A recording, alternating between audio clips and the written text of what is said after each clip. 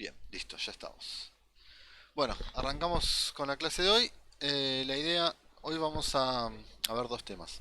Primero vamos a ver en estas slides lo que tiene que ver con sesiones dentro de HTTP, particularmente JSON Web Token, que es una de las formas que se está usando los últimos años para manejar sesiones. Ahora para el que no sepa bien de qué estamos hablando, ahora nos vamos a ir metiendo. Y después, porque es cortita la clase esta, después lo que les voy a mostrar es un ejercicio que tengo preparado, que también está en el repo, para hacer testing de API, ¿sí? Desde adentro de IntelliJ. Perdón, tengo que silenciar a alguien. Silenciar el servidor. Ahí está.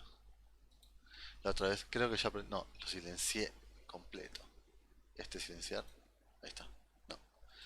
Bien. No le estoy pegando nunca a los silenciar. Creo que cuando los silencio les, los bloqueo. Así que no me está saliendo. Bien.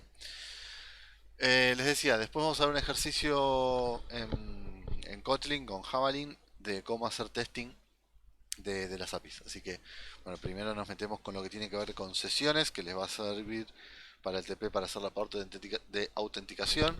Y después el ejercicio de testing es para que sepan cómo se hace testing de APIs desde afuera. No les vamos a pedir testing en ningún TP, les estamos pidiendo testing, así que, pero nada, sé que a muchos les gusta hacer testear, así que nos vamos a meter un poco en eso. Bueno, sesiones entonces, sesiones sobre HTTP.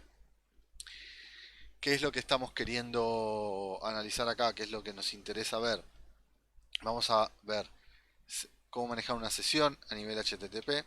Tenemos la sesión, la podemos estar administrando o guardando del lado del servidor, o la podemos estar guardando del lado del cliente, ¿sí? Son las formas que tenemos de guardar una sesión. Y vamos a ver algunas mínimas cuestiones de seguridad, muy por arriba, algunos comentarios. El resto de este tipo de cuestiones de seguridad las van a ver en la materia de seguridad de la información. Así que no nos vamos a meter demasiado en eso, pero sí para que sepan porque son cuestiones que siempre hay que tener en cuenta. ¿Sí? A ver, ¿a qué vamos con todo esto de sesiones? ¿Qué significa el manejo de sesiones? Cuando nosotros estábamos laburando en la parte de desktop, cuando estábamos laburando con nuestra aplicación que corre completamente del lado de memoria, ¿qué pasa?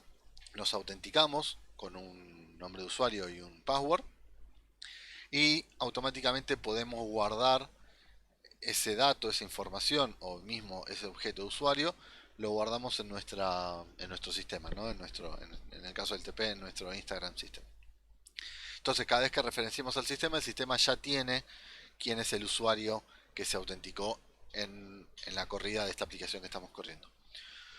Cuando nosotros nos vamos a aplicaciones que funcionan sobre HTTP, esto no lo podemos hacer, ¿sí? No podemos decirle al servidor, ya me autentiqué, así que guardate las credenciales y cuando yo te pida algo, sabes que soy yo.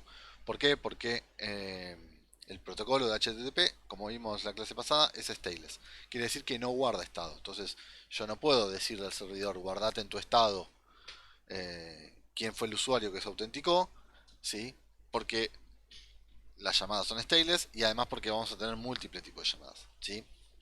Acuérdense que cada request era independiente del otro, así que en principio lo que yo les había dicho sobre el protocolo que habíamos visto la semana pasada es que cada request es agnóstico de todos sus anteriores. ¿Sí? Cada vez que recibo un request, en principio no me importa que me hicieron antes. Acá ahora vamos a ver que hay un mecanismo, hay un par de mecanismos para que agregarle este conocimiento de sesión sobre un protocolo que en principio de forma nativa no lo maneja, ¿sí? Pero nosotros vamos a forzar, ¿no? Nosotros no, la industria y todo el mundo de la ciencia de la computación se generaron herramientas para poder tener esta información de quién fue el usuario que se logueó y poder responder en base a que el usuario fue autenticado o no fue autenticado, ¿sí? Entonces, no es algo que es nativo del protocolo, sino que son mecanismos que se fueron incorporando con el tiempo para permitir manejar esta información, porque de nada me serviría tener una aplicación que es completamente stateless, donde yo en ningún momento puedo depender de cosas que hice antes. ¿Sí? Hay veces que necesito tener cierto conocimiento previo, así que se lo vamos a inyectar. Eh, lo que es lo importante de la sesión, ¿sí? Cuando yo mando la sesión, es que el servidor, la parte que está haciendo de backend, tiene que reconocer quién fue el usuario que me está haciendo ese pedido, ¿sí? Por cuestiones de seguridad, por cuestiones de perfiles o por lo que sea. Pero necesitamos que sea un mecanismo confiable, ¿sí? Que sea medianamente seguro. La seguridad va a ir un poco al lado de, de otros lados que no vamos a ir, pero en principio lo que a nosotros nos importa es que sea confiable, ¿sí? Que el servidor reconozca que la petición que me llega de determinado usuario es efectivamente determinado usuario.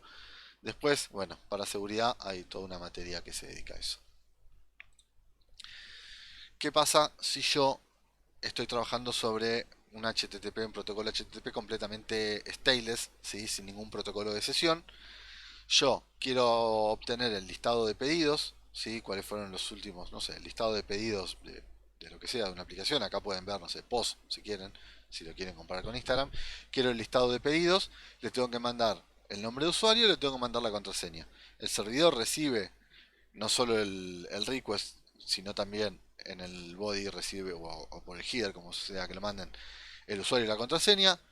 Chequea, no sé, por ejemplo, con la base de datos, ¿sí? La base de datos le dice, sí, todo bien, ese usuario y esa contraseña coinciden, el servidor ya sabe que ese usuario es un usuario válido y que tiene permisos para pedir ese request y te devuelve la lista, ¿sí? Ahora digo, ok, tengo la lista, quiero pedir puntualmente el detalle de la, la orden, o sí, la orden 42, ¿sí? Parece la orden 42 ¿no? de Star Wars. Quiero pedirle el listadito de la 42. Entonces le tendría que volver a mandar el usuario y le tendría que volver a mandar la contraseña y el servidor tendría que volver a pedirle a la base de datos que me autentifique si este usuario machea o no machea las credenciales, ¿sí? Claramente se ve que esto no solo es un proceso muy engorroso, es un proceso que es un poco inseguro porque estoy todo el tiempo mandando usuario y contraseña, exponiendo mi usuario y mi contraseña por la red. Y además hago que todo el tiempo el servidor tenga que ir a chequear a la base de datos, ¿sí? Chequear siempre con... Hacer peticiones a la base de datos son procesos caros. En general uno trata de evitarlos porque suele ser caro, ¿sí? Pero, o sea, yo necesitaría un mecanismo donde una vez me mandes el usuario y la contraseña, y una vez que ya me mandaste el usuario y la contraseña, yo te doy algún tipo de identificación para decir, che, mira, toma, vos sos el ID, lo sé cuánto, no me mandes todo el tiempo el usuario y la contraseña, mándame este numerito que yo te di que está todo bien. Entonces no tengo que volver a ir a la base de datos, ¿sí? Y eso es lo que vamos a hacer. Cuando el usuario se autentica, lo que nos importa del lado del servidor, que es, en este caso sería la API, nos importa, bueno, por supuesto que nos importa autenticar que el usuario sea correcto, pero digamos, una vez que autenticamos que el usuario sea correcto, vamos a querer guardarle una sesión, le vamos a armar una sesión para ese usuario y vamos a querer guardar en esa información de sesión algunos datos mínimos de conocimiento que vamos a necesitar. ¿Cuál es el nombre de usuario o el ID? Depende cómo sea la identificación de nuestra aplicación, para saber si quién nos está pidiendo las cosas. Muchas veces nos interesa un timestamp de autenticación por si queremos hacer que la sesión tenga una cierta validez de tiempo. Por ahí queremos que una sesión dure 2 horas, ¿sí? ¿Vieron cuando ustedes se loguean en una página que tienen el recordar contraseña, qué sé yo? No es exactamente lo mismo, pero para que se den una idea. Entonces, si ustedes no tildan eso, cuando ustedes cierran el browser y vuelven a la página, tienen que volver a autenticarse. Y en cambio, si hay un mecanismo de guardar contraseña, bueno, eso cierran el browser, pero después lo vuelven a abrir, entran directo y depende cómo tenga implementado la página, lo hacen para siempre o por una cantidad de horas o días. Entonces es una información que vamos a eventualmente se guarda y también el tema de los permisos o los roles que tenga el usuario por si pueden acceder a determinado request, lo pueden hacer o no. ¿Sí? Información básica del usuario que se está autenticando. Eso es lo que se guarda en general en una sesión. ¿Cómo funciona entonces el tema este de las sesiones? Bueno, como se imaginarán, primero yo hago un request para autenticarme, ¿sí? En este caso hago un post al, al endpoint authenticate, le paso mi usuario, le paso la contraseña, vamos a la base de datos, le preguntamos, la base de datos nos dice sí, está todo bien. Cuando vuelve, el servidor guarda lo que se llama un Session ID en la memoria, ¿sí? La aplicación está corriendo en memoria al lado del server, en memoria guarda un Session ID que lo genera de forma segura, ¿sí? De una forma donde no se puede, nadie lo podría en principio utilizar si no somos nosotros, etcétera, cuestiones que no nos preocupan, pero el servidor guarda un numerito, ¿sí? Un numerito de ID de sesión, lo guarda en el servidor y se lo manda de vuelta al usuario. Le manda al usuario, toma, este es tu ID de sesión. Entonces, cada vez que el usuario sigue haciendo peticiones, en vez de mandar el nombre de usuario y la contraseña, manda el ID de sesión, ¿sí? Ahora quiero el listado de orders, le mando el Session ID X y Z, que es el que el servidor me dijo, este es tu Session ID. El servidor no tiene que volver a ir a la base de datos porque lo tiene guardado en memoria, si es un numerito, nada más. Lo guarda en memoria, chequea que el Session ID sea válido, listo, te retorna lo que vos me pediste. Quiero hacer otra petición, lo mismo, le mando el Session ID y el servidor me manda de vuelta el listado que quiero y evito tener que ir todo el tiempo a la base de datos. ¿Sí? Hasta acá, sí, Aparte, sí. perdón, aparte de ser más barato, es también más eficiente eso, ¿no? Más rápido. Claro, es más rápido porque la comunicación con la base de datos, ponele que esté en el tiempo de 500 milisegundos, un segundo, depende de la query que hagas, solamente para verificar que el usuario y la contraseña machen, ¿no? Entonces sí, es mucho más eficiente porque el servidor consulta directamente en memoria, el acceso a memoria es prácticamente instantáneo, en vez de tener que hacer un pedido a la base de datos que puede estar en el mismo servidor o no, o puede estar en parte de la red interna en otro lado. Así que sí, es mucho más eficiente. Se hace por los dos motivos, ¿sí? Por el motivo de seguridad y por el motivo de eficiencia. Hasta acá se entiende cómo funciona el concepto de sesión. Quiero nada más que se entienda cómo es este concepto de sesión, ¿sí? Este tipo de sesión nosotros no lo vamos a usar, pero solamente lo meto para llegar al que vamos a utilizar nosotros. ¿Pero se entiende la idea? Sí, Sí, por ahora. Bien, bien. Entonces, ¿qué es lo que sucede? Cuando la infraestructura empieza a crecer, nuestra aplicación empieza a crecer, necesitamos escalar toda nuestra infra, ¿sí? Toda nuestra arquitectura de servidores. Entonces, podemos optar por dos tipos de escalamiento. Podemos hacer un escalamiento vertical, que significa que empezamos a agregarle recursos a la máquina, le empezamos a agregar más memoria porque pasamos de tener 100 usuarios en simultáneo y de repente, no sé, somos Facebook y tenemos millones de usuarios simultáneos. Que nosotros tengamos millones de usuarios en simultáneo significa que tenemos que mantener millones de Session ID y millones de sesiones en memoria. Llega un momento que la memoria no da más, tengo que agregar más memoria o agregar más disco. ¿Sí? Eso se llama escalamiento vertical. El otro tipo de escalamiento que podría hacer es el horizontal. En vez de agregarle más memoria a un servidor, porque eventualmente tengo un límite, empiezo a meter más servidores. ¿Sí? Empiezo a balancear la carga, empiezo a meter más servidores para que mi pasaje de 100 usuarios a 1 millón de usuarios se empiece a distribuir entre todos los servidores. ¿Sí? Ese es el problema de, o sea, esto que viene, el problema de almacenar la sesión del lado del servidor hace que el servidor, a medida que la aplicación crece en cantidad de usuarios, crecen las sesiones y el servidor se empieza a llenar. Entonces, tenemos que manejar eso. ¿Cómo manejamos eso? Bueno, supongamos que metemos un servidor más. ¿Sí? Cuando nosotros tenemos un solo servidor, mandamos la sesión, tenemos un load balancer que va a un solo servidor porque es el único que tenemos. Nos dice, sí, ok, tenés la sesión, esta es tu sesión, es válida, listo, te devuelvo lo que necesitas. Ahora metemos otro servidor más, ¿sí? El load balancer, en vez de ir al servidor, al primero, que es el que tenía guardada la sesión, va al segundo, y el segundo no tiene la sesión en memoria, ¿sí? Porque el primero no se la pasó. Entonces te rebota la petición. Entonces ya se vuelve un problema el escalamiento de guardar la sesión del lado del servidor. Porque si voy agregando, si hago vertical, llega un momento que no tengo más espacio. Y si lo hago horizontal, tengo que generar un mecanismo para sincronizar los servidores, porque eh, yo con el balancer no sé a dónde me va a caer, con lo cual todos tienen que manejar más o menos la misma información. Y también es un problema, porque si todos van a tener exactamente la misma réplica, de vuelta se me empieza a llenar. Entonces tengo que generar mecanismos internos. Sincronizar las sesiones entre los servidores es muy complejo, muy propenso a errores y a la larga me termina teniendo la misma limitación. Usar un servidor exclusivo para manejo de sesiones es una alternativa, ¿sí? Tener un servidor donde todos le van a preguntar por las sesiones, pero me agrega otro componente en mi infraestructura de servidores, con lo cual sigue siendo muy molesto.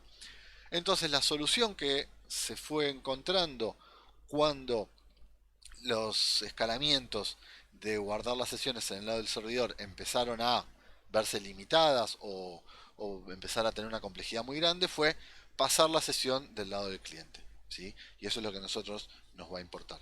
Cuando pasamos la sesión del lado del cliente, el servidor no guarda más información de sesión. Toda la sesión la guarda cada cliente. Entonces cada cliente lo que hace es enviarme toda la información completa. Habíamos visto que en Server Side Session, ¿sí? Bueno, no sé si lo vimos, bueno, lo vimos muy implícito. Cuando el servidor, el backend, me manda la sesión, el ID de sesión, guardo solamente el ID de sesión y en cada request envío el ID de sesión. Cuando pasamos a la otra forma de manejarlo, que es que el cliente guarde la sesión, ¿sí? Eso sería Client Side Session, el cliente guarda toda la información de la sesión, guarda el nombre de usuario, si queremos el timestamp, guarda los roles, ¿sí? Todo lo que tenga que ver con la sesión de su usuario, lo guarda cada cliente, o sea, cada browser. Resolvemos el problema de escalabilidad, ¿sí? Pero agregamos un problema de confianza. Obviamente que hay un problema de seguridad, ¿sí? Los problemas de seguridad son implícitos a la red, supongamos que lo resolvemos, pero agregamos un problema de confianza.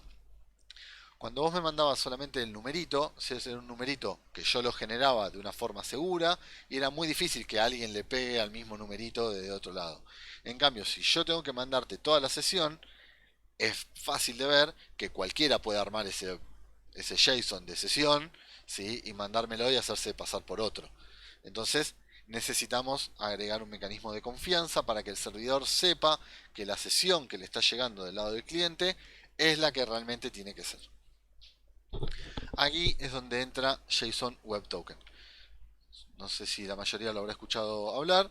Es un mecanismo que almacena la información de sesión del lado del cliente, pero permite que el servidor pueda verificar la autenticidad de esta información de la sesión, ¿sí? Porque ahora vamos a ver un detallecito de cómo funciona para que se entienda, ¿sí? Pero el servidor puede verificarlo. Esto permite que no tenga que estar teniendo esta, o sea, permite que pueda escalar mi arquitectura sin estos problemas de guardado de sesión del lado del servidor. ¿Qué es lo que hace? ¿Cómo funciona JSON Web Token? Almacena la información, o sea, la información que el usuario va a guardar, que el cliente va a guardar, la guarda en un formato de, es un string que tiene tres partes: el header, el payload y el signature. El header contiene información de cifrado. Esto es algo que se va a encriptar o se va a cifrar con un algoritmo, ¿sí? ¿Conocen? ¿Alguien no tiene, nunca vio nada de encriptación o de cifrado? A ver si explico un poquito de eso, pero muy por arriba. Yo no, nunca vi. Bien, a ver, No, yo tampoco. perfecto. Entonces, a ver, voy a hacer una explicación rápida para que entiendan. ¿Escucharon hablar del algoritmo MD5, por ejemplo? No. No. Bueno, eh, a ver no quiero meterme a profundizar eso, pero quiero que lo entiendan. A ver, yo tengo un string que tiene, por ejemplo, mi usuario y mi contraseña. Es un string. Yo necesito enviárselo a otra persona. Lo, tengo que mandarlo por la red. Entonces lo que hago es lo encripto. ¿Cómo lo encripto? Es genero un algoritmo donde cambian las cosas, ¿sí? Entonces lo que viaja, en vez de usar mi nombre, dos puntos password, viaja a algo que son un montón de letras que por sí no tienen sentido. El que lo recibe sabe cómo se encriptó, entonces eso lo hace, lo desencripta. Uno de los primeros, acá nota de historia, uno de los primeros métodos de encriptación que existieron en la historia es el método César, y lo inventó, o por lo menos es lo que se dice, lo inventó Julio César en la época del Imperio Romano para enviarle cartas a sus aliados o a otras partes, a sus comandantes o a sus coroneles o a lo que sea. ¿En qué consistía el método de cifrado? Lo que hacía Julio César, o el algoritmo de encriptación de Julio César, es cada letra del string la cambia por otra letra del abecedario que esté a una distancia n. ¿Sí? Por ejemplo, define una distancia, vamos a decirle 2. ¿Sí? Entonces, cuando me aparece una A, en vez de escribir una A, escribo una C. Cuando me aparece una B, escribo una D. Cuando hay una C, escribo una E. ¿Sí? Entonces, cambia completamente el string, haciendo que cada letra sea otra letra, pero eso se puede revertir. Si el otro, el que recibe el mensaje, sabe qué número de corrimiento tiene el algoritmo, agarra ese mensaje inentendible y hace la inversa, ¿no? Donde ve una C, sabe que son menos 2, 2 para atrás y pone una A. Donde hay una D, pone una B, donde hay una E, pone una C, etc. ¿Sí? Eso se llama encriptar. Es agarrar un string, aplicarle alguna función, algún método algorítmico para transformarlo en otro string, pero que a la vez se pueda volver a generar el string original. De esa forma tenemos muchas más garantías que nuestro mensaje no va a ser leído por alguien que lo intercepte en el medio. ¿Sí? La idea era evitar que si el mensaje era interceptado, que se pueda leer.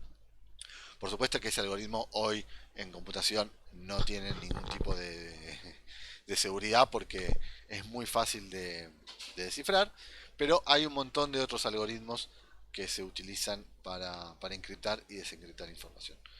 Entonces, esto es lo que hace, en principio, JSON Web Token. Encripta, define un algoritmo de encriptación o de cifrado y encripta parte del mensaje. Entonces, en el header lo que se guarda es cuál es la información del cifrado, cuál es el algoritmo. Hay muchos. Hoy está ya, hay otro que no, bueno, depende, ya 256, no me acuerdo exactamente todos. Pero hay un montón, algunos empiezan a dejar de ser seguros, pero funciona. Defino en el header cuál es el tipo de cifrado que voy a hacer. El payload es como el body, si quieren verlo. Lo que contiene es justamente toda la información de sesión. Ahí vamos a guardar el nombre de usuario, vamos a guardar los roles, vamos a guardar el timestamp de acceso, etc. Y el signature, ¿sí? Es el mismo header y el mismo payload, pero encriptado, ¿sí? Se aplica el algoritmo de encriptación para el signature. Vamos a verlo más adelante, a ver si con esto se entiende bien. Cuando yo genero, este es a la derecha tienen la información del JSON Web Token en texto plano, no es, pero bueno, en modo legible, ¿sí? El header va a tener la información de cifrado, en este caso está usando un algoritmo de el HS256 para JSON Web Token, porque se puede usar para otras cosas. El payload funciona como si fuese un body, donde, bueno, este sub es algún número de ID, el nombre es John Doe y es admin true, ¿sí? El rol de admin tiene el rol de admin. Y en la tercera parte, en la signature, se guarda encriptado esta misma información, ¿sí? O sea, esta información de acá se traduce a estas letritas que ven en rojo, pero con el detalle de que esto no está encriptado. Es un detalle. Si se marea mucho pueden verlo como está encriptado. Esto se llama, está encodiado en base 64. En vez de utilizar el texto así, utiliza una forma de texto que se llama base 64, que uno lo que hace es generar este tipo de letritas que parece encriptado pero no lo es, simplemente lo puede leer cualquiera. Entonces, en esta primera parte va la estructura del header. En esta segunda parte, la violeta, va toda la información del body, del payload, ¿sí? Y en la última parte va la información de cómo se encripta. Perdón, va justamente lo mismo, pero encriptado. Entonces,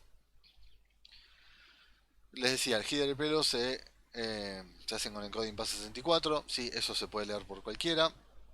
Si se marean demasiado, no se preocupen porque el framework de Javelin te permite un mecanismo automático. Ustedes no tienen que hacer todo esto antes de que estén, antes de asustarlos demasiado.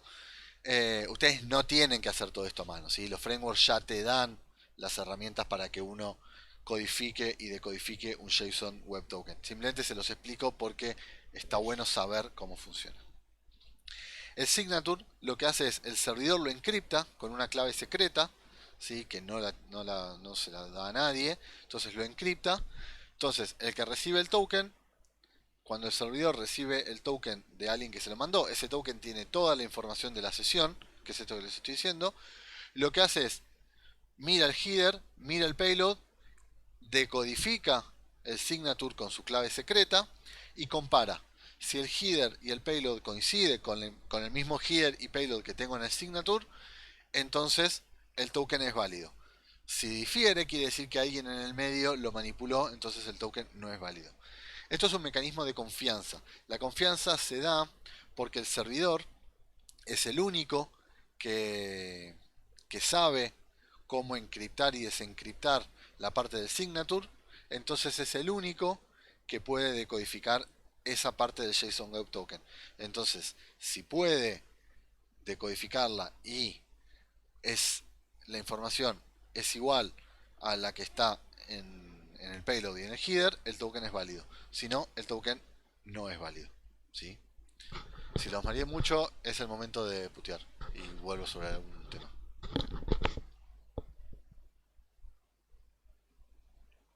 Chan, chan. Bueno, seguimos. Entonces, ¿cómo Como una funciona? consulta. Sí, decime. Eh, ¿El servidor no guarda nada de información de la sesión? O sea, No. ¿contra qué dice, si vos estabas, no sabe que ya estaba logueado, que la sesión ya estaba iniciada? Cuando vos mandás las credenciales, Yo armo el, ah, sí, decime. si yo armo el token porque lo copié uno que agarré, encontré, Sí. y lo mando. ¿Cómo sabe que soy yo o que no soy yo? Si, Copié ese token si vos encontraste un token en algún lado y lo enviaste y ese token es válido, pasás. Eso es, eh, eso es culpa del cliente que no sabe guardar sus tokens. Eh, a ver, vamos, vamos a volver con el mecanismo. yo el mecanismo lo entendí. Sí, Es más, creo que la clave con que se encripta, con que manda el cliente es la pública y el servidor mantiene la clave privada, no, ¿no? el cliente no sabe nada de clave públicas y clave privadas. Sí, por eso, espera, déjame repasar para ver si en el repaso queda un poco más claro. Yo soy el usuario, ¿sí? Vamos a utilizar este gráfico porque me sirve. Yo soy un browser. Sí, estoy haciendo una aplicación de front. ¿Sí? Estoy haciendo mi aplicación en React. ¿Sí? Entonces, cuando el usuario pone en el input el nombre de usuario y la contraseña, yo hago un request al backend, a la API, pasándole usuario y contraseña. ¿Sí? Es todo lo que le paso. El backend agarra esa información, genera un token con su clave privada, ¿sí? Que nadie más la sabe, y le devuelve este string de JSON Web Token que tiene toda la información de sesión. Y no guarda nada. O sea, genera un token y lo devuelve.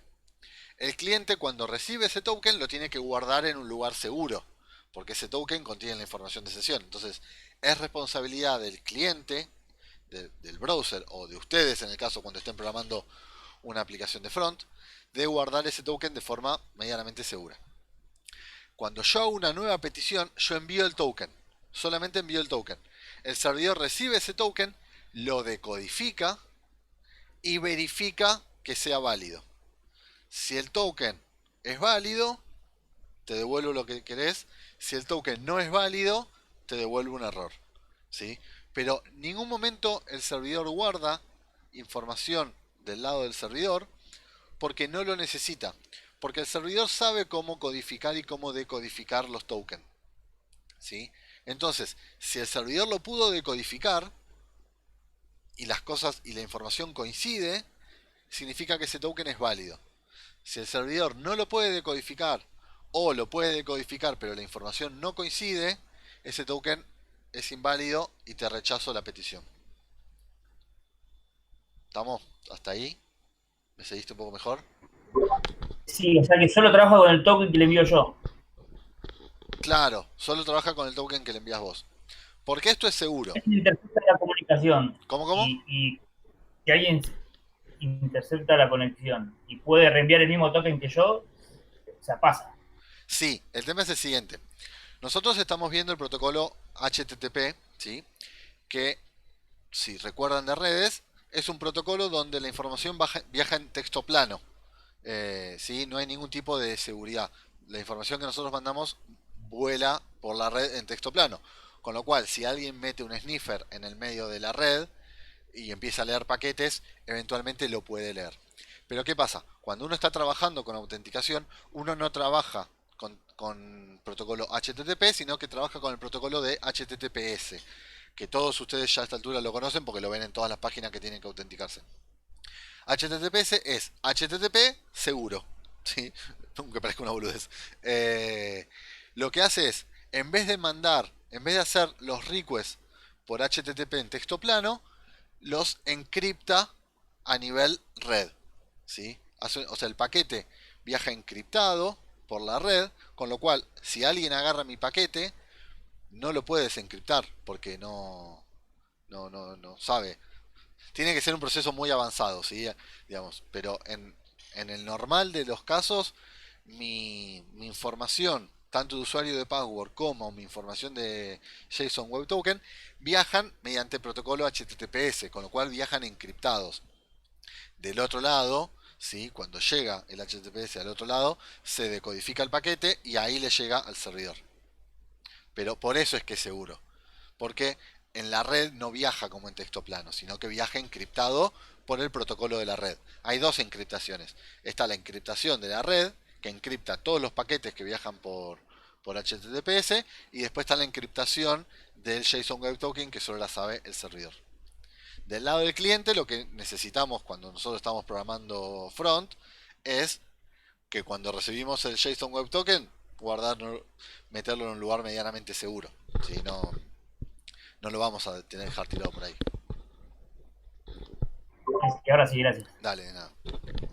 ¿El resto más o menos entiende cómo funciona este mecanismo? ¿O quedan algunas dudas? Sí, sí, se entiende. Tengo la idea. Bien. Sí, Sí, a ver. exactamente. Lo mismo. Bien. No, o sea, yo sé que es algo que cuando uno se lo tira así, hay millones de preguntas que te quedan haciendo ruido, tipo, pero ¿por qué si yo...? Bueno, pero la idea general es esta. Y de vuelta les digo, no se preocupen porque ustedes no tienen que implementar todo esto porque son herramientas que ya vienen con los frameworks, ¿sí? Pero quiero que se lleven la idea de cómo se usaba la sesión antes, que se sigue usando en algunos aspectos, y cómo se usan las sesiones ahora con este mecanismo, ¿sí? Porque eventualmente van a necesitar generar autenticación en algún laburo que tengan, lo van a necesitar para el TP también, así que bueno, está bueno saberlo. Entonces el mecanismo es más o menos este que yo describí, ¿sí? Vamos con el grafiquito acá, pero es más o menos lo mismo. El cliente manda usuario y contraseña, el servidor autentica las credenciales, una vez que autentica las credenciales genera el token, le manda de vuelta el token al cliente y cuando después yo puedo hacer request mandando solamente el token, ¿sí? Y la API me responde, está todo bien. Entonces, yo no guardo sesiones del lado de los servidores y lo que sí necesito, que si yo tengo mis servidores descentralizados o tengo una nube en Singapur y otra nube en Nueva York o lo que sea, y nunca sé a dónde van a terminar los requests, todos los servidores tienen que por lo menos saber decodificar un token, ¿sí? Porque si los servidores no saben decodificar el token, de nada sirvió todo esto. Entonces, con que el servidor sepa la clave secreta para poder decodificar el token, estamos, ¿sí? Entonces, funciona y funciona bien. Es algo que hoy se usa, nada, es la nueva moda de generar autenticación, es esta, JSON Web Token. En código, ¿sí? Y con esto ya terminamos la partecita de esta. En código, esto es pseudo Javelin, ¿no? Es una cosa así, pero hay un mecanismo muy parecido. ¿Qué es lo que tienen que hacer ustedes del lado de la API? Ustedes van a tener un endpoint para recibir la autenticación, ¿sí? Por ejemplo, un post autenticar, donde van a recibir el usuario y la contraseña. En este caso, lo estamos recibiendo por el body. Recibo por el body el usuario y la contraseña, verifico que el usuario y la contraseña sean válidos, preguntándoles a la base de datos o al objeto que sea que tenga esa información. Si no es válido, retorno invalid username and password, ¿sí? Chau, no sé qué. Si es válido, ¿sí? Si son correctas las credenciales que me mandaron, genero un token con una función que me la da el framework, generar token, le paso cuál es la información que quiero guardar en el payload, ¿sí? En este caso voy a guardar nada más que el username, pero podríamos guardar algún tipo de información extra, y lo genero con mi clave super secreta que nadie tiene que saberla. Y retorno, por ejemplo, puedo retornar el token. Entonces, el cliente del otro lado, que eso lo van a ver más cuando ustedes hagan el TP3 con la parte del browser, del front, van a recibir el token y lo guardan. Cuando yo quiero hacer una petición, mando el token, ¿sí? Entonces, del lado de la API recibo en el endpoint listado protegido, agarro del header, agarro el token, ¿sí? Lo valido, eso internamente lo hace el framework, valida el token. Si el token es válido, sigo. Si el token no es válido, retorno un mensaje de el token no es válido. Pero si era válido, sí, ahí sí. Le digo al backend, dame tu listado protegido, hace todo lo que tengas que hacer. ¿Sí? ¿Se entendió esto? Sí, se entendió. Bien, porque es todo lo que vamos a ver en la clase de hoy. Es cortita esta parte, ahora nos vamos a meter con la parte de testing de API, pero van a necesitar esta información de sesión y de JSON Web Token para el TP. Así que, nada, quería que la vean.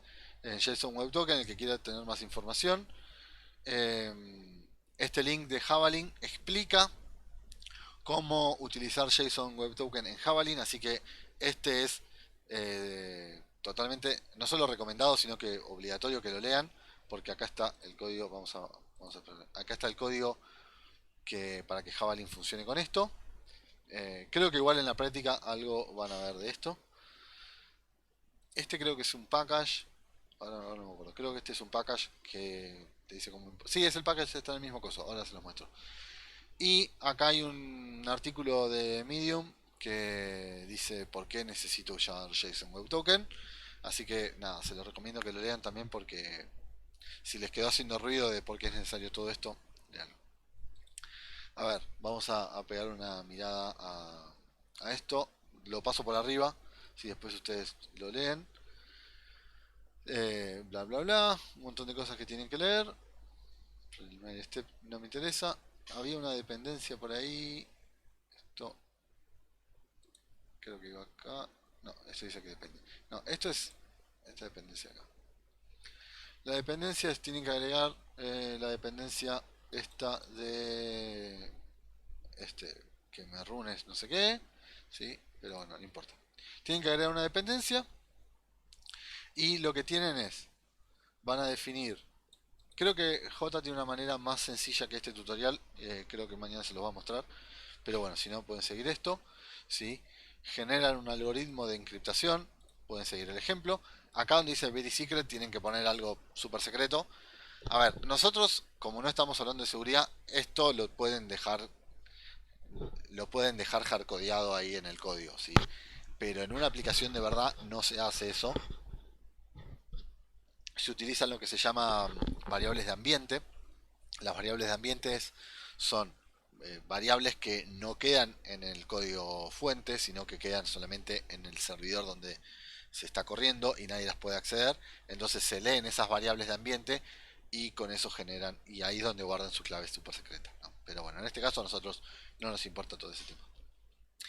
Si quieren generar, sí, generator, hace un JSON Web Token create, sí, las cosas que le tienen que pasar. Tiene una función de verificador y una función de provider. No me acuerdo exactamente cómo hacía cada una de esas cosas, pero vamos al ejemplo de cómo se usa para que vean que es más o menos lo mismo. Eh, acá lo usa como función, pero bueno, es más o menos lo mismo. Cuando me estoy logueando, sí, básicamente es provider generate token y devuelvo el token. Créanme que J lo va a explicar mejor y más fácil mañana. Creo que tiene un ejemplo para hacerlo más fácil que esto, porque esto es medio molesto de explicarles algunas cosas, pero para que vean la idea. Y el otro es, agarro el token, ¿sí? Y lo valido con el provider. Si lo pude decodificar, si no lo pude decodificar, devuelvo un 401. Y si lo pude decodificar, devuelvo el resultado que corresponde, ¿sí? Y bueno, y sigue el resto del artículo explicándoles cosas, ¿sí? Léanlo para que terminen de entender cómo funciona. Pero mañana lo van a ver seguramente con un ejemplo un poco más sencillo que este ejemplo, ¿sí? Bien, estamos hasta acá. Podemos pasar a los test. Sí, sí, estamos. Bien, Sí. perfecto. Bien. Ok, bien. Lo que les quiero mostrar es cómo hacer un poco de testing de cómo se testea esto. Hasta ahora ustedes, a ver, lo primero que es importante que, bueno, voy a mostrarles primero un poco la aplicación. Sí, es una aplicación es un Twitter, sí, un Twitter de modo conurbano porque le faltan la mitad de las funcionalidades, pero no importa, Twitter al fin. Creo un servidor de Javelin. Eh, bueno, esto no. El course es algo que lo van a necesitar para el TP siguiente. Acá le defino una ruta de rutas, no importa. Agarro todas las excepciones con 500. Todo lo que es modo exception que no handlea de alguna manera, lo capturo para que no explote mi aplicación. Y devuelvo un 500 cuando explotó, pero por lo menos está controlado. Starteo, bien. Tengo un controller y tengo rutas definidas. Sacar este cartelito acá. Tengo una ruta para obtener todos los usuarios, para guardar un nuevo usuario, para obtener un usuario particular, para eliminar un usuario. Y después puedo obtener todos los tweets y puedo guardar un tweet. Sí, este obtiene todos los tweets de todo el mundo, ¿sí? No es algún tweet del usuario, porque no tiene mucho sentido. Entonces, esta es mi ruta de... Estas son mis rutas de la API. Ahora después nos vamos a ir metiendo más que nada. Entonces, un primer detalle a tener en cuenta es, ustedes lo que venían haciendo es todo esto de creación de la aplicación lo metían adentro del main, ¿sí? Generaban el main, metían todo ahí y corría. Yo ahora, para poder testearlo, lo que hago es una vueltita de tuerca a esto, es meterlo dentro de una clase, ¿sí? Genero una clase Twitter API. ¿Por qué? Porque si no, yo no tengo manera de... No voy a poder pegarle directamente a... No voy a poder controlar desde el testing mi servidor, ¿sí? Entonces, para yo poder controlar, prender y apagar el servidor desde el testing, lo que tengo que hacer es meterlo dentro de un objeto. Entonces ese objeto le doy init y se instancia el servidor, ¿sí? Si ustedes van a testearlo completamente desde afuera, una cosa que se puede hacer es testear con Postman, por ejemplo. No hace falta esto, simplemente dejan todo en el main. Pero si ustedes quieren dentro de la misma aplicación hacer test de su propia API, necesitan encapsular el comportamiento de la API en un objeto para poder instanciar ese objeto. Bien, entonces ahora sí, si vamos al lado de los tests, yo tengo mis tests, ¿sí? Lo que hago es, antes de todo tengo un before all en mi setup que funciona de before all. O sea, teníamos el before y el after corre por cada test, ¿no? Y el before all y el after all corre por toda la suite, por toda la clase de test. Entonces, yo antes que arranquen a correr todos mis tests, lo que hago es instancio mi API en el puerto 8000, ¿sí? Fíjense que cuando lo estaba haciendo en el main lo levantaba en el puerto 7000, ahora lo levanto en el puerto 8000 y le digo levántate, ¿sí? Y ahora quedó la API levantada. Y lo que voy a necesitar acá es son un par de packages, un par de librerías que me ayuden a hacer los requests, ¿sí? Porque yo estoy levantando la API y voy a querer pegarle directamente a los endpoints. Entonces no estoy pegándole. Yo no tengo manera de testear mi API si no es pegándole a los endpoints. Porque si yo, cualquier otra forma que se les ocurriría, que se les ocurra a ustedes, no estarían testeando la API completa, sino que, por ejemplo, podrían testear el controller. Si el controller sí lo podría testear de forma tradicional, si quieren. Hay un par de salvedades a tener en cuenta, pero yo podría testear el controller, pero no estaría testeando completamente la API. Como yo quiero testear toda la API, lo que necesito es testear los endpoints, ¿sí? A qué endpoint le estoy pegando, con qué método. Entonces lo que necesito también es un servidor, perdón, es una library que funcione como si fuese un servidor HTTP, ¿sí? Que va a ser de servidor HTTP para pegarle a cada uno de los requests. Acá lo único que hago es definir el base path para no tener que andar escribiendo en todos los tiros localhost 2.8000, qué sé yo. Entonces le digo, bueno, nada, defino el base path. Entonces, antes de arrancar los tests, levanto la API y cuando termine de correr los tests, lo paro, ¿sí? Segundo detalle a tener en cuenta después.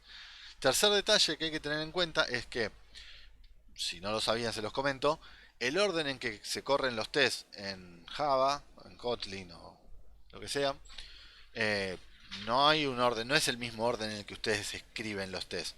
Por una cuestión de performance del compilador, los tests son independientes uno de otro, con lo cual se pueden correr en cualquier orden o inclusive se podrían estar corriendo en paralelo.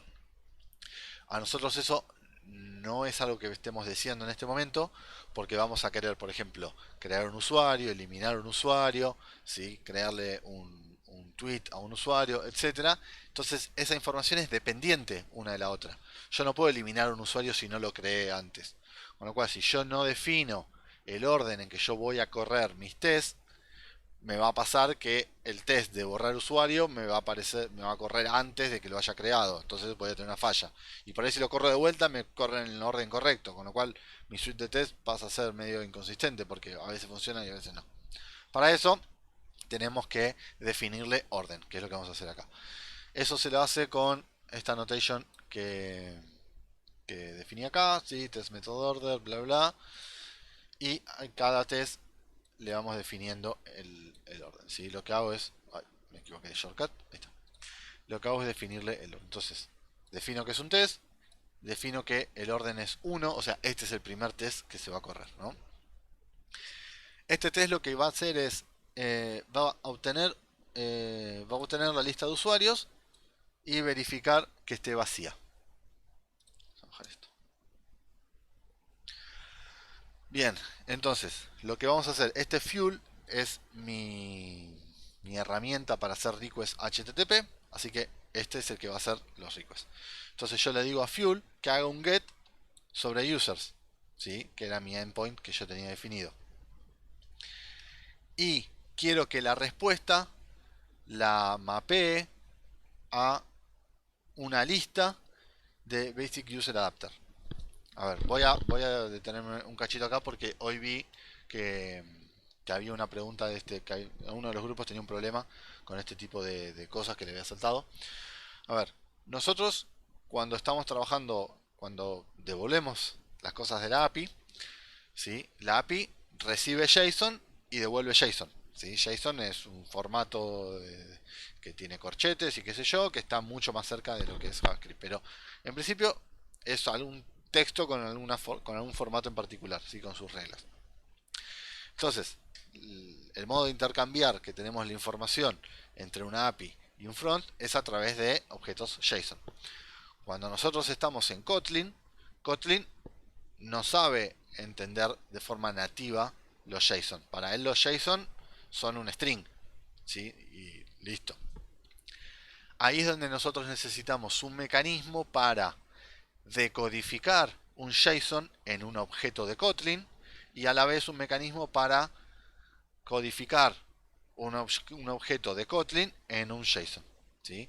Eso se le dice mapear, no sé, creo que habían usado otro nombre hoy, no lo había leído por ahí, pero yo muchas veces le digo hacer un mapeo. Creo que nos habían dicho serializar también. Serializar, sí, gracias. Serializar o deserializar. van a ver que yo lo uso indistintamente porque, o sea, el map es como un nombre muy genérico para un montón de cosas, pero sirve para esto. Ahí está, hacía rato que estaba buscando ese nombre y no me salía. Sí, si tenemos que serializar y deserializar, la idea es convertir un JSON en objeto Kotlin y convertir un Kotlin en objeto JSON. ¿Sí? Vamos a usar de vuelta. Como siempre, la respuesta es uso una librería que ya lo haga, uso una library que ya lo haga y listo. En este caso voy a ir al POM un cachito para mostrarles. En este caso yo estoy usando Jackson. ¿Sí? Estas dos dependencias en realidad de Jackson me permiten serializar y deserializar los objetos. ¿Cómo funciona Jackson? Lo que hace es, si yo tengo un objeto, agarra todas sus propiedades y las convierte en un JSON, mapeando propiedades del objeto en clave valor de JSON. Y cuando agarra un JSON, construye ese objeto, asignándole a cada propiedad el valor que está, o sea, como nombre de la propiedad, el valor que está en la clave, y como valor de la propiedad, el valor que está en el valor. ¿Sí? Entonces, yo le puedo decir, usa este objeto para serializar o deserializar JSON. La mayoría de las veces van a tener que generarse sus propios objetos. ¿Sí? En este caso, por ejemplo, yo me generé un Basic User Adapter. Vamos a verlo acá. Este Basic User Adapter es un data class. Les va a convenir enormemente usar data class porque no son objetos que vayan a tener comportamiento.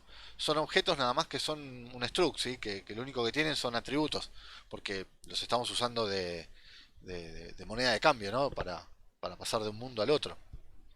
En este caso los data class son muy útiles porque ya me vienen regaladas un montón de información y lo único que hago es definirle las propiedades. Entonces este objeto Basic User Adapter lo único que tiene es un username y un full name, que es lo que me va a llegar cuando yo lo haga. ¿Sí? Ahora vamos a meternos más en... Es lo que devuelve, perdón, es lo que devuelve mi lista de usuarios. Ahora vamos a entrar a ver qué hace eso. Entonces, en principio yo lo que hago es, le hago un get a user, lo serializo o lo mapeo con algún objeto para que en la respuesta, en el response, esté ya el objeto Kotlin. ¿Sí? Si yo no hago esto, probablemente en la respuesta haya un string con el formato JSON, pero un string. Yo no quiero porque estoy en Kotlin, con lo cual quiero manejar objetos, porque estoy Kotlin y me es mucho más cómodo. Entonces, lo que voy a verificar es que el status code de la respuesta haya sido 200, que es lo esperado, y voy a verificar que en el resultado, este va a tener mi lista de Basic User Adapter. En el resultado, ¿sí? Le hago un get porque es cuestión del framework de Fuel. El size es 0. ¿Sí? Esto va a ser una lista. Este result get, cuando le hago get al result, me obtiene la respuesta deserializada que tengo acá. Entonces, esto va a ser una lista de Basic User Adapter. Entonces digo, bueno, quiero ver que cuando arranco, la primera vez que yo le pido get users, me devuelve una lista vacía. ¿Sí? Entonces me verifico que la lista sea vacía y como soy un hincha pelota, además le digo get y empty, ¿sí? Al pedo porque 2 veces estoy haciendo. Vamos a ver cómo funciona del lado del API antes de correrlo, ¿sí? Yo tengo mi path get users, ¿sí? Uso el Twitter controller a la función get user list. ¿Vieron esta forma de escribir las endpoints la semana pasada? Sí, sí. Ah, perfecto. Sí, lo vimos. Genial. Genial porque yo la uso porque me es mucho más cómodo. Bien, entonces le defino que que el controller va a usar el método de getUserList y el getUserList está acá, ¿sí? Este recibe el contexto, ¿sí? Que ya lo vieron. Cada vez que recibe un endpoint tengo un contexto con el request y el response. Este recibe el contexto y como lo único que tiene que hacer es devolver la lista, va a decir, bueno, status 200 y devolver un JSON donde voy a agarrar mi lista de usuarios, porque yo tengo una lista de usuarios ahí tirada por ahí. Tengo mi lista de usuarios, pero mapéalo, ¿sí? acá el serializalo, con el Basic User Adapter. O sea, a cada usuario que es de la clase Users, convertilo a un Basic User Adapter, que lo único que voy a guardar es el username y el full name. ¿Sí? Entonces lo devuelvo. ¿Hasta acá perdí a alguien? Bien, eso es un no. Vamos a correrlo para que me crean que esto funciona.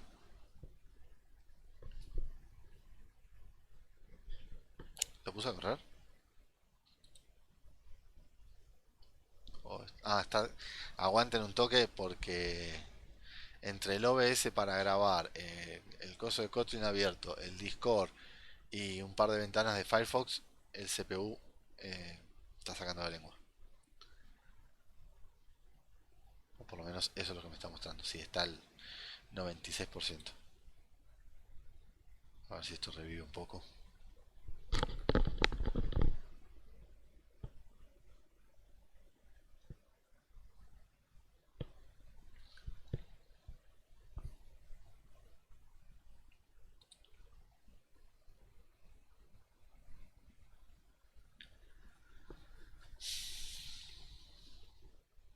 Ahí va. Bien. Se tomó su tiempo, pero fue. Sí.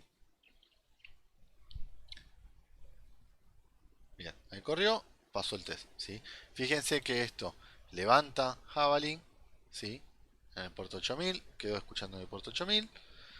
¿Sí? Y después lo estopea. Después lo guarda. Y acá tengo el test que pasó lo más bien, lo más tranquilo. Perfecto. Bien. Vamos con el siguiente punto.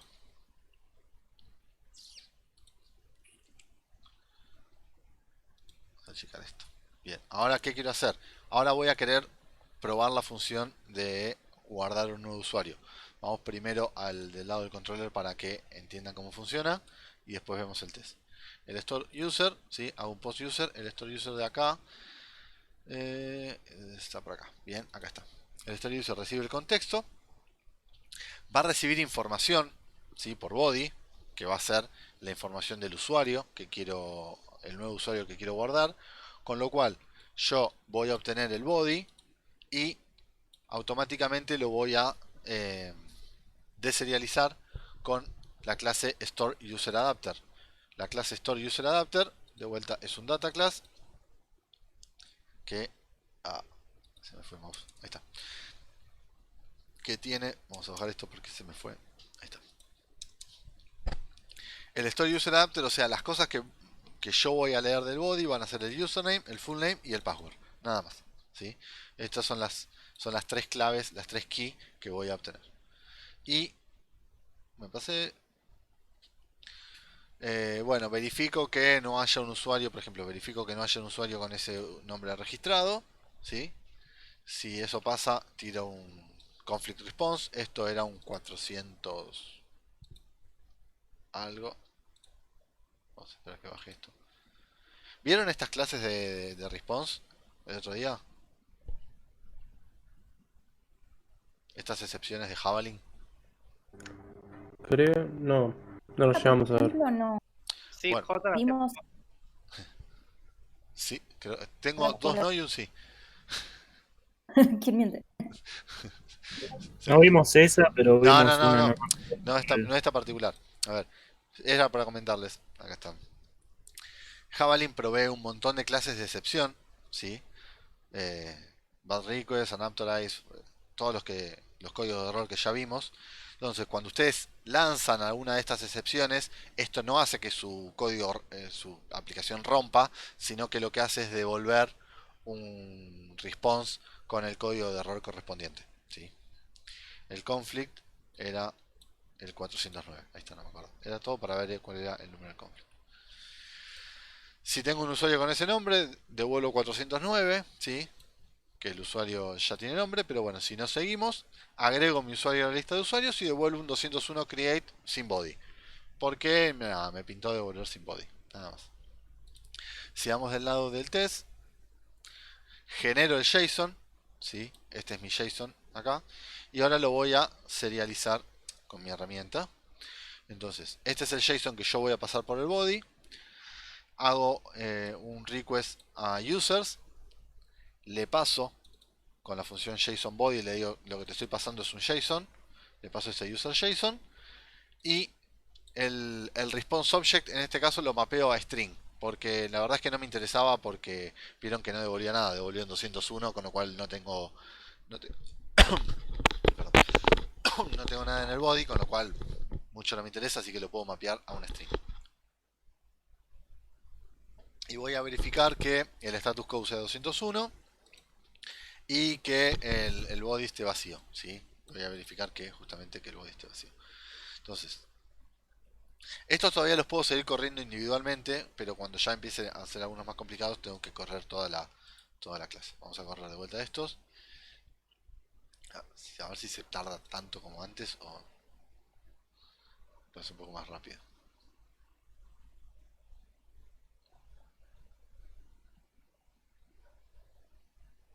Se toma su tiempo.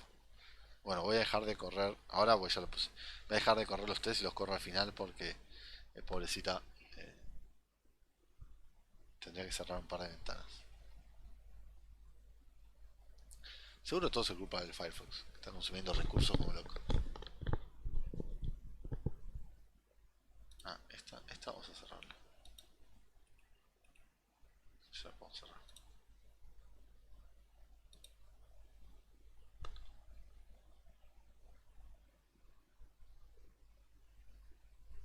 Profe, hay una vez que se llama Brave. Ahí está. ¿Cómo? Hay una vez. Te escucho medio entrecortado, perdón. Uy.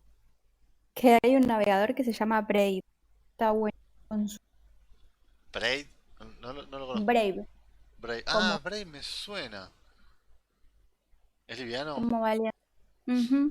Bueno, después lo voy a probar. Lo que pasa es que ya en Firefox tengo como un montón de giraditas de extensiones.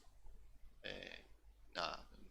Y aparte hay cosas, por ejemplo, de Google que no funcionan bien en todos lados. Pero le voy a pegar una prueba. A ver No, qué he onda. creado y podés lo que vos tenés en Google. Te escucho muy entrecortado. No sé si es Uy, tu conexión o que mi máquina. No, yo también la escucho. mis, Ah, ok. sorry, mis auris. Ah, No, no, la conexión está. Bueno, está buena. ok, Pero se bueno. cierra. Listo, gracias. Sí, sí, es como que se te escucha una palabra sí, una palabra no. Ok. Que por ahí tenés los auriculares que van haciendo corto. Pues, Bueno, ahí corrimos el segundo test.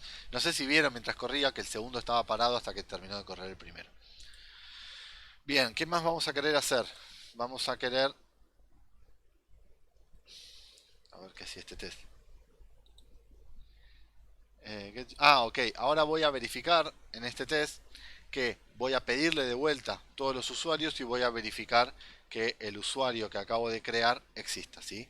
En el test 1 verifiqué que la lista de usuarios estaba vacía, en el test 2 que pude crear un usuario, por lo menos que la respuesta, en realidad no verifiqué que lo creé, ¿no? Verifiqué que la respuesta fue 201. Del otro lado me podrían haber mentido tranquilamente. Y ahora en el tercer test vamos a verificar que efectivamente creé el usuario porque lo pido de vuelta a la lista y me lo debo.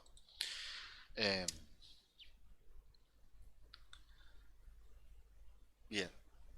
Acá lo que voy a hacer es, en vez de parsear, voy a hacer una pequeña modificación. En vez de serializar la respuesta a un objeto de Kotlin, lo que voy a hacer es, voy a quedarme con el JSON, ¿sí? Porque nada, para tener otra forma de hacerlo, para que vean que si bien yo puedo serializar a objetos o mapear a objetos Kotlin, pero de última también puedo manejarme con objetos JSON, que en este caso serían strings, ¿sí? Cuando cuando estoy en Kotlin, los JSON son simplemente un string. Entonces, este va a ser mi objeto JSON, ¿sí?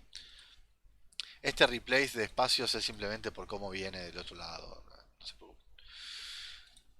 Entonces voy a hacer un get a users y en este caso le voy a decir que el response va a ser string, ¿sí? Antes le hacía un response object, ahora hago un response string, con lo cual es guardámelo en string. Verifico que la respuesta tenga código 200 y verifico que el resultado sea un JSON, que va a ser una lista, ¿sí? Que adentro va a tener, o sea, es como que acá podría haber puesto esto acá, ¿no? Va a ser una lista con este JSON, de un solo elemento. Entonces, el resultado va a ser una lista de un solo elemento. No lo voy a correr porque tarda muchos segundos. Prefiero, vamos a seguir viendo. Cualquier cosa, si hay un test que no se entiende, me chifla. Siguiente test, sí. Voy a guardar un nuevo usuario y obtenerlo, pero esta vez con el mapper. Antes lo hice con el JSON, ahora en el mismo lo voy a guardar y lo voy a obtener con el get. Pero usando el objeto para mapear. Voy a definir un mapper que lo voy a necesitar para cuando quiera serializarle para la ida. Este va a ser el usuario el user post, ¿sí? Que voy a agregar. En este caso vamos a agregar a área. Antes de que agregamos a Hodor. Creo un basic user adapter. Bien, vamos acá. Esta es la parte que nos importa. Hago el request a post user para crear un usuario. Y por body, fíjense que yo antes, voy un cachito para arriba.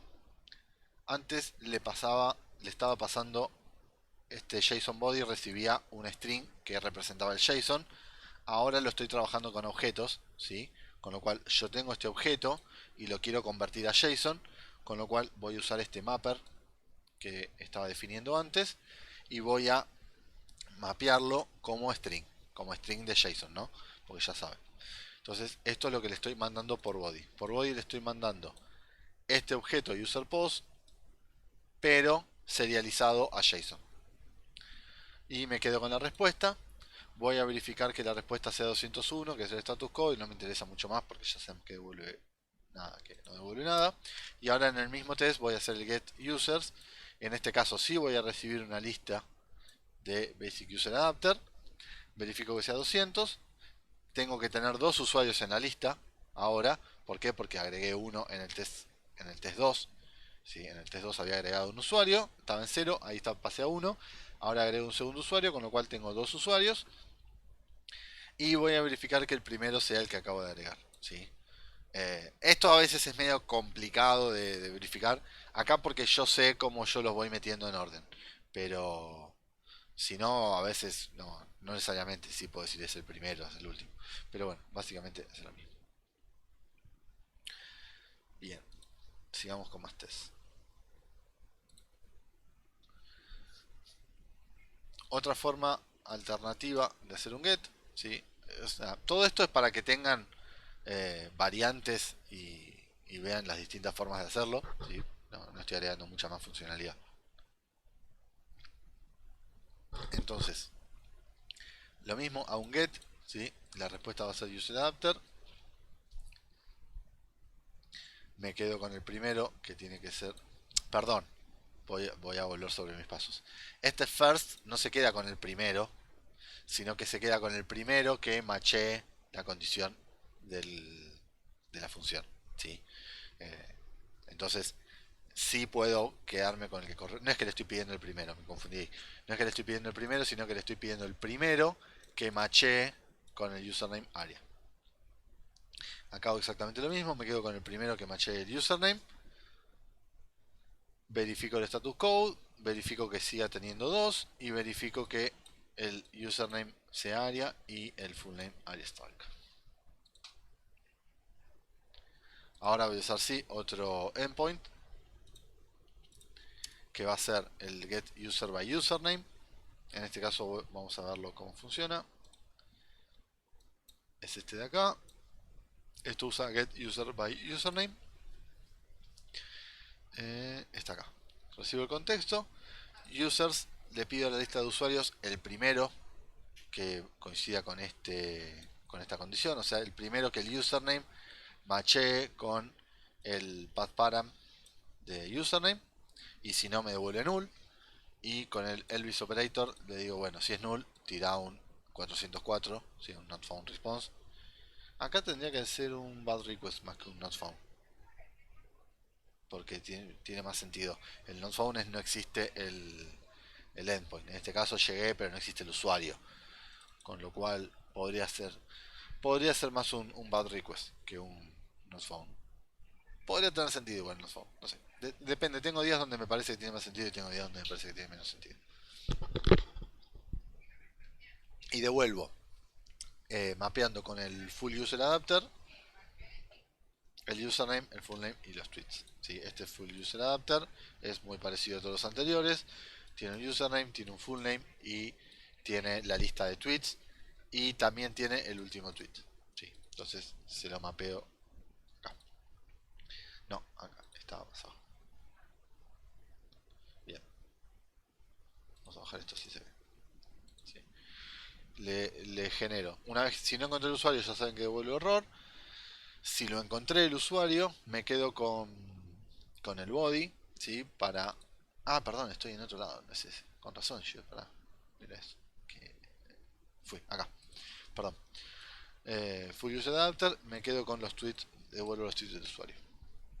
Me había ido a otro método que estaba parecido. Un segundo, tiré todo acá. Bien. Entonces, ahora sí, del lado del test, le hago un get a users barra hodor. Voy a mapear la respuesta con el full user adapter. Antes estaba mapeando listas, ahora estoy mapeando directamente el objeto porque me devuelve un objeto, no me devuelve más una lista porque era lo que me devolvía el otro método. Me quedo con el resultado, verifico el status code, verifico el username, ¿sí? Este user result va a ser este objeto, ¿sí? Va a ser de este tipo. Así que le puedo pedir el username, le puedo pedir el full name y puedo verificar que no tiene tweets, ¿sí? Porque joder todavía no escribió ningún tweet. Ahora sí, en el test número 7 vamos a verificar que agregue un tweet, ¿sí? Vamos a hacer un put, perdón, un post es esto, no sé por qué acá me quedó put, creo que lo modifiqué después. Es un post a tweet hodor, o sea, a este de acá. Creo que este lo había modificado y me quedó mal el nombre del test. Ahora sí vamos a crear un tweet, ¿sí? ¿Cómo se crea un tweet? Create tweet, ese ahora sí es el que estábamos viendo recién por error. Voy a recibir por pathparam, voy a recibir el username, con lo cual primero lo que hago es buscar el usuario que coincida con el usuario que me están pasando, si no devuelvo algún tipo de error. Si el usuario coincide, me quedo con el tweet que me están queriendo crear, ¿sí? Lo saco del body. Esta es otra forma de mapearlo, ¿sí? Yo recién les estaba mostrando que tienen que crearse objetos, ¿sí? Que se tienen que crear objetos para decodificar. Son más cómodos crearse un objeto que funcione de mapper. A mi gusto es mucho más cómodo. Pero si no quieren crearse objetos, porque no tienen ganas y les parece demasiado molesto, siempre pueden usar un map, ¿sí? Mapearlo con un map. Pero bueno, para la redundancia.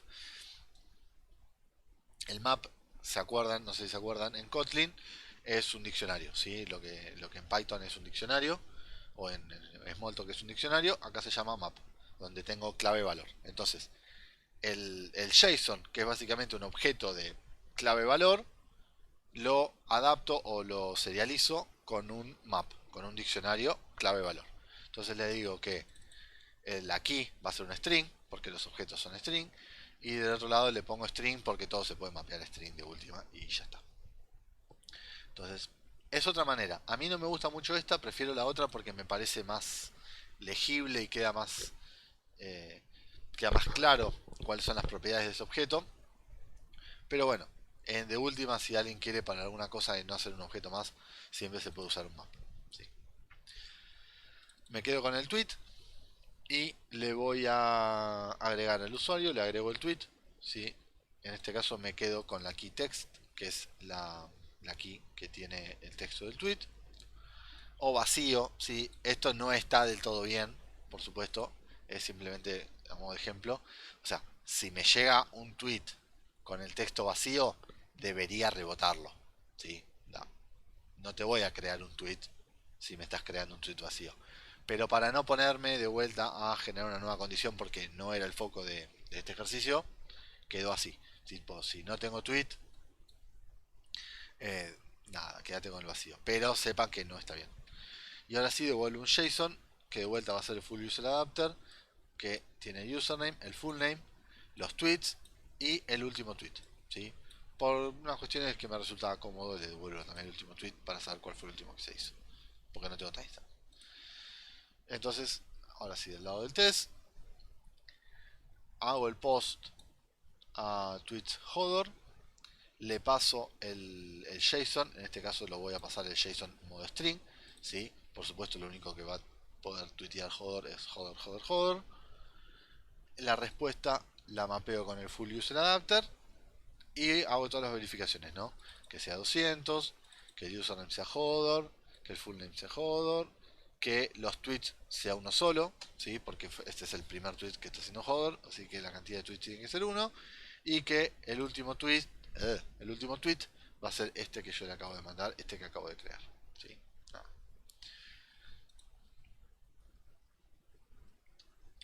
Ahora sí vamos a borrar, ¿sí? Bien, acá ya se empieza a ver de que si yo no corro ya se veía un poco antes, ¿no? Pero que si yo no corro los test en orden, estos fallan. Eventualmente van a fallar. Borrar un usuario, vamos a verlo cómo funciona. Perdón, el delete user, ¿sí? Es username, tengo que ir al delete user del controller, que está acá. Esto es bastante pavo, recibo el contexto, ¿sí? Agarro la lista de usuarios y elimino si cumple con la condición. O sea, elimino al que coincide con el path param, el valor que esté en el path param del username. Y devuelvo un 204 no content. No tengo nada que devolverte porque lo acabo de borrar, así que no tiene sentido que te devuelva nada. Listo. Así que el borrado es bastante sencillo. Delete, vamos a borrar área. Me quedo con el response string, ¿sí? Igual no le trae nada, así que es lo mismo. Y verifico que tengo un 204. Bien. Y el último, ¿sí? Es lo mismo, el mismo...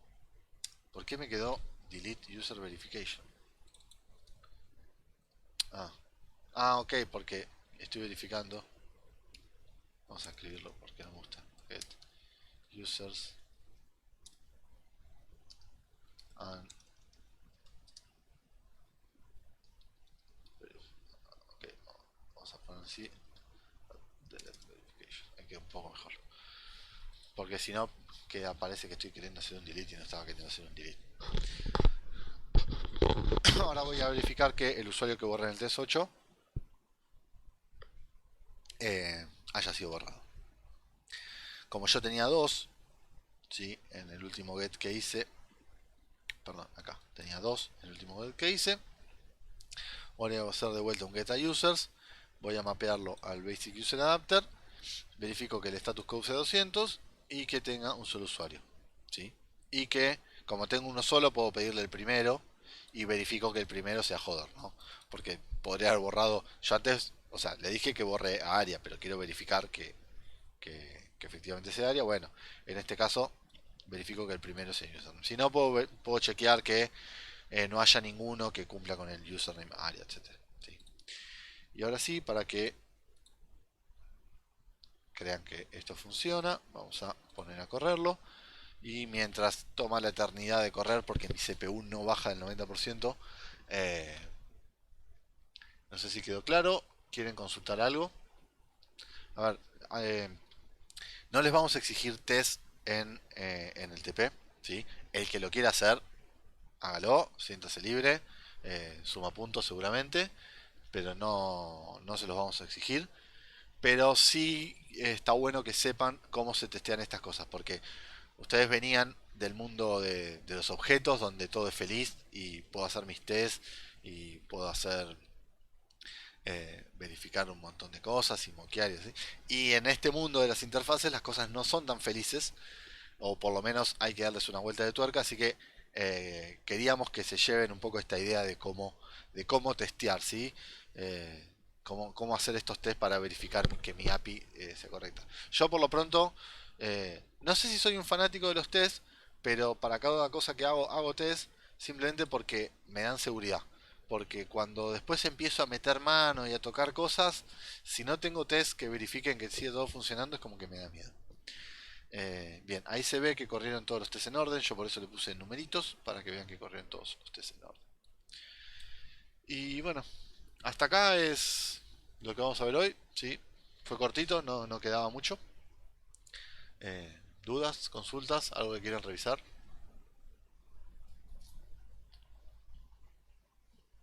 Por ahora no. Ok. Sobre esto o sobre cualquier tema. Si quieren consultar otra cosa, si es algo con... A ver, primero hagamos sobre lo que es la clase para que de última cerramos la clase y nos quedamos haciendo consultas de otro tipo. Tengo un grupo que ya me había pedido, así que con ellos me tengo que quedar haciendo consultas, pero si después se quieren quedar haciendo consultas de TP, por ejemplo, nos quedamos. Si quieren consultar algo de esta clase o de la clase pasada o de algo así, lo consultamos modo clase. Así, más que nada por si después liberamos al que no quiera quedarse escuchando consultas, lo podemos liberar.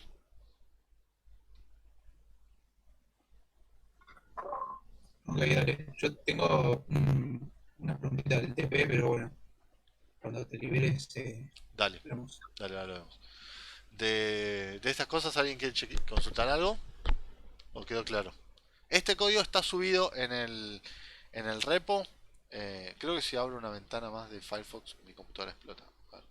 No, todavía no está explotando. Material. Acá en los ejemplos,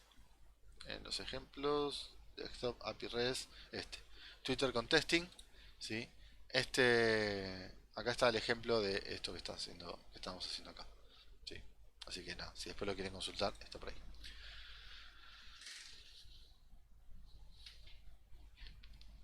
Bien, cortamos entonces, voy a parar de grabar.